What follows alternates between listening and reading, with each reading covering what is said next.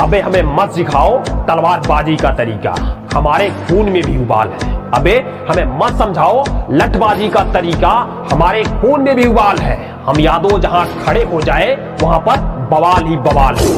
घर में बैठल बैठल धमकी देवे तो पकड़ के फाड़ दे। सुने बेटा, घर में बैठल बैठल धमकी देवे तो पकड़ के फाड़ देवा। भोसड़ी वाले लोहार जी के लड़का है, दौड़ा गोली मार दे।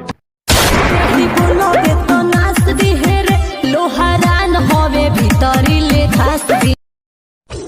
हरे किते का हवे का ना हवे, हम ध्यान न दिला तोरा तर्क वितर्क में। हरे किते का हवे का ना हवे, हम ध्यान न दिला तोरा तर्क वितर्क में।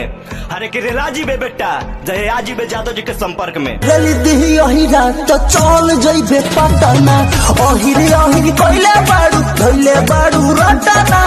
रेल देबे ऐसन रे फर होइबे पटना।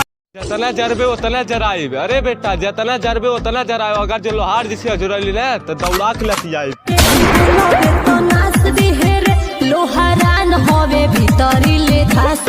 यमराज से जो डरे उसे यमदूत कहते हैं। कि सुन बेटा, यमराज से जो डरे उसे यमदूत कहते हैं, और यमराज जी से डरे उसे यादव जी के पूत कहते हैं।